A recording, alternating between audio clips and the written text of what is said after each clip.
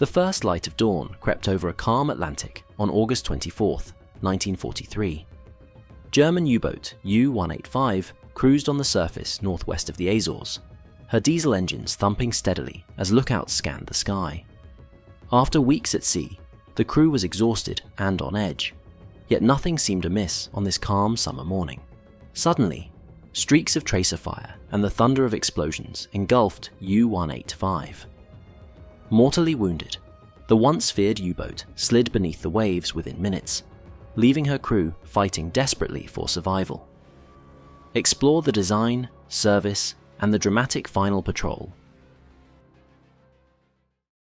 U-185 was a long-range Type 9C U-boat, a formidable predator built to stalk Allied shipping relentlessly. Laid down at the A.G. Weser shipyard in Bremen in mid-1941 and commissioned in June 1942, she measured 252 feet, displacing about 1,125 tons at full load. Her twin diesel engines churned out 4,400 shaft horsepower, giving her a top speed of 18 knots on the surface and about 7 knots submerged. Designed for endurance, U-185 could roam far, over 13,000 nautical miles on a single fueling, allowing her to prowl distant waters. The U-boat's armament made her a serious threat to any ship she encountered. 6 torpedo tubes, 4 in the bow and 2 astern, lay ready with a total of 22 torpedoes, each a deadly 21-inch torpedo capable of breaking a merchant ship's back with one hit. On deck, U-185 sported a 4.1-inch deck gun, useful for finishing off crippled ships or engaging smaller vessels on the surface. As Allied air patrols grew more dangerous, she was also fitted with anti-aircraft weapons, including one 1.5-inch anti-air gun and one twin 20mm flat gun on an elevated Wintergarten platform aft of the conning tower. With a crew of about 50 officers and men tightly packed in her steel hull, U-185 was a self-contained war machine, albeit one that offered its crew only cramped quarters and constant peril. Yet in 1942, morale was high. U-185 and her sisters represented Germany's best hope to choke off Allied supply lines across the ocean. Under the command of Kapitänleutnant August Maus, U-185 embarked on her maiden war patrol in the fall of 1942. Slipping out of Kiel on October 27, 1942, she ventured into the Atlantic on a 67-day sortie. The patrol took her far from home waters, down to the vicinity of the Azores. In early December, U-185 scored her first kill, the lone British freighter Peter Maersk. A fanfare of torpedoes and a burst of the deck gun sent the 5,500-ton cargo ship to the bottom, marking a grim Christmas for its crew and a victorious New Year's arrival for U-185. By January 1, 1943, the U-boat crept into the occupied French base at Lorient, her grey hull scarred by Atlantic storms, but her confidence bolstered by success. For her second patrol, U-185 pushed even further afield. Departing Lorient in February 1943, Maus took his boat across the Atlantic to the warm waters of the Caribbean and the Gulf of Mexico, regions that had become hunting grounds for Germany's U-boat fleet.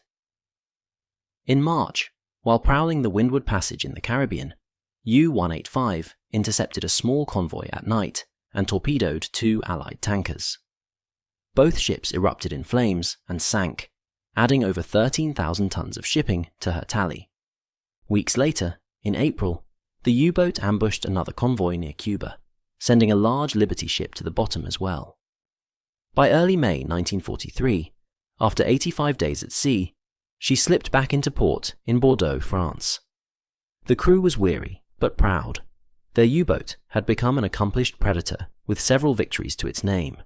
As U-185 prepared for her third war patrol in June 1943, the Battle of the Atlantic had entered a dire phase for the U-boats. The prior month saw the U-boat fleet suffer its worst losses of the war, known commonly as Black May. Departing Bordeaux and through the Bay of Biscay, U-185 soon tasted these worsening fortunes. On June 14th, a British Whitley bomber surprised her on the surface. In the chaos of bomb blasts and strafing, a nearby U-boat, U-564, was fatally struck and lost. U-185, however, fought back ferociously. Her gunners peppered the attacker with flak, damaging the aircraft so badly that it crash-landed into the sea. The U-boat escaped with only minor wounds, its crew shaken but emboldened. Continuing onward, Mouse took U-185 into the South Atlantic in mid-1943, patrolling the waters off the coast of Brazil, where Allied shipping lanes offered rich targets. On July 7, 1943, U-185 encountered convoy BT-18 off Brazil and pounced with lethal effect. In a single day, the Wolf struck down 3 large Allied cargo vessels, including 2 Liberty ships and a tanker, and left a 4th badly damaged. The tropical waters churned with debris and oil as U-185 scored one of the Kriegsmarine's most devastating strikes in the region. The offensive continued.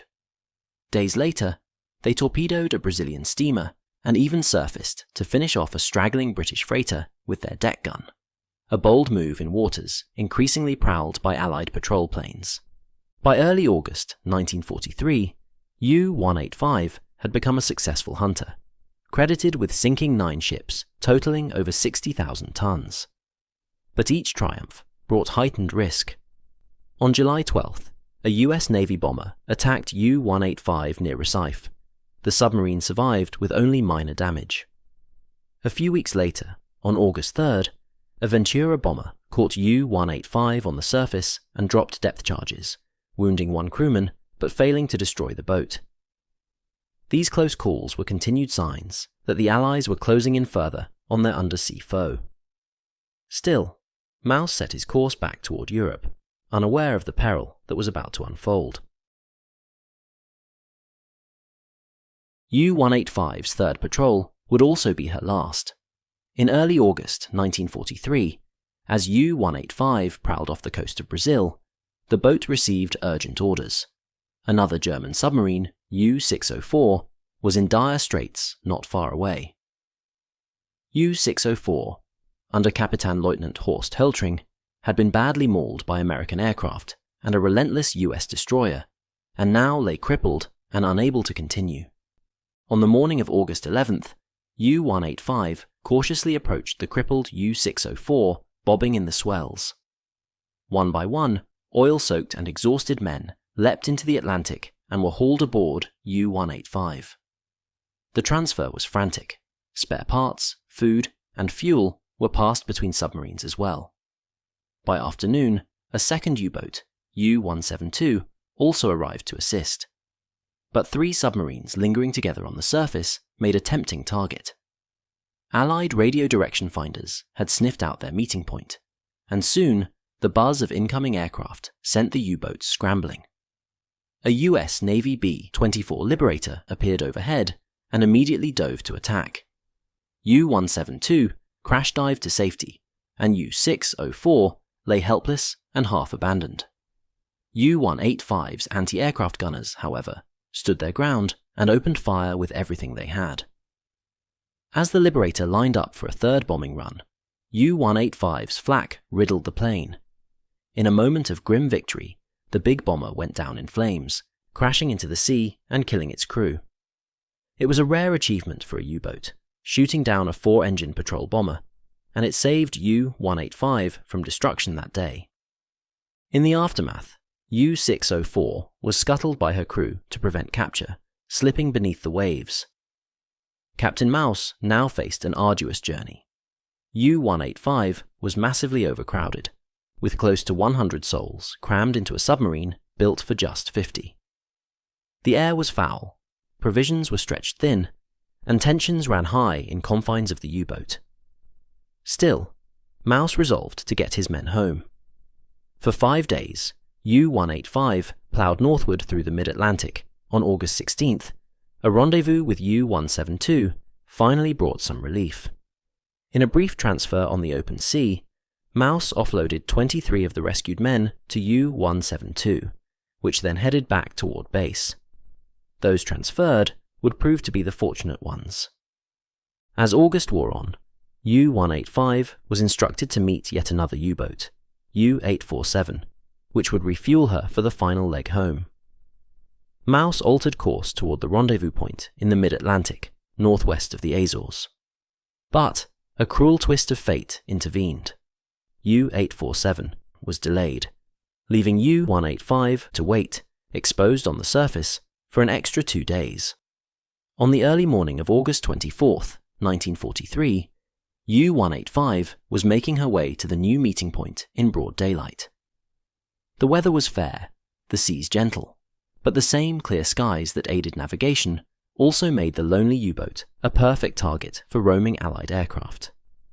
Without realizing it, U-185 had been detected by a hunter-killer task force that was scouring the area for U-boats. The escort carrier USS Core, patrolling ahead of a convoy, had dispatched a pair of aircraft to investigate a radio contact. Lieutenant Williams and his wingman, Lieutenant Martin O'Neill, were flying an Avenger bomber and a Wildcat fighter, respectively, scanning the waves from on high. They nearly missed the U-boat amid the patchy clouds, until a glint of sunlight reflected off the wet hull, giving away their position. O'Neill's Wildcat struck first, screaming out of the bright eastern sky in a hail of gunfire. The German lookouts had little chance. Caught off guard by the blinding sun, several were cut down instantly. The twin 20mm flak guns barked a few shots in reply, but were quickly silenced as their crew fell. In the conning tower, Captain Mouse was grazed by flying splinters as bullets tore through the bridge. Chaos reigned below as alarm bells rang out.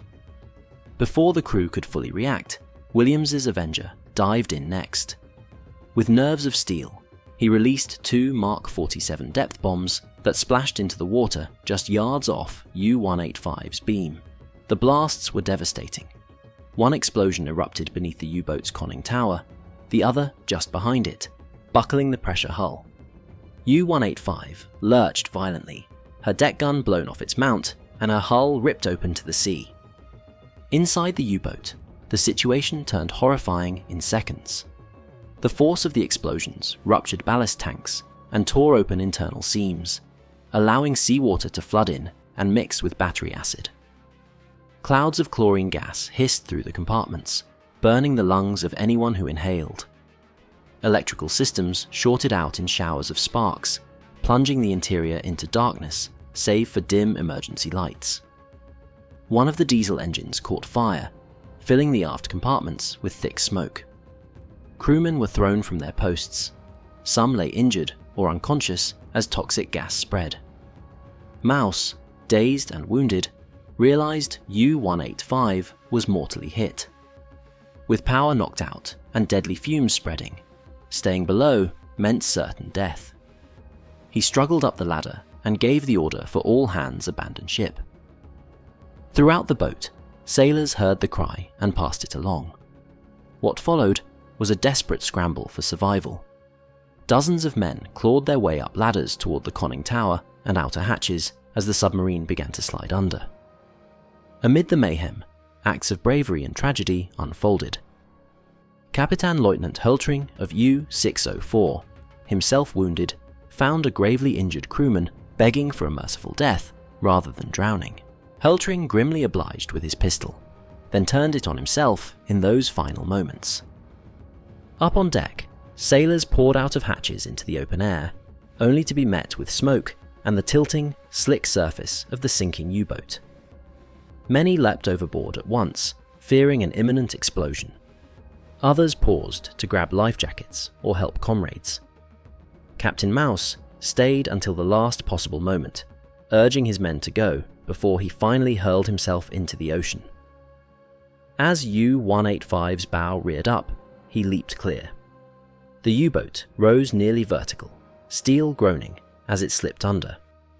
In those final minutes, the U-boat became a steel tomb for dozens of men trapped inside or tangled in the wreckage, including most of the unfortunate U-604 survivors who had escaped one doom only to meet another. In the aftermath of U-185's destruction, German sailors bobbed in the open ocean, clinging to debris or huddling in half-inflated rafts. The USS Barker, an American destroyer, arrived later that day to pluck many of the men from the water. Many had been adrift for hours, coated in oil and suffering from burns, shrapnel wounds, or lungfuls of chlorine gas. Out of an estimated 75 to 80 men who had been on board, only 36 were rescued alive. Captain Lieutenant August Maus among them. In addition to 25 of U-185's own crew, only a handful of the U-604 men survived the ordeal, fewer than 10. The rest had drowned or succumbed to their injuries. For the survivors, the war was over.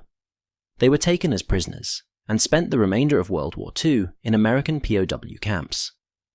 August Maus received Germany's prestigious Knight's Cross in September 1943 for his successful patrols.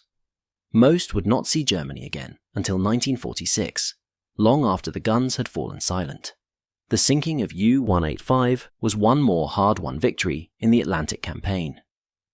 Lieutenant Williams, the Avenger pilot, earned a second Navy Cross for his actions that day.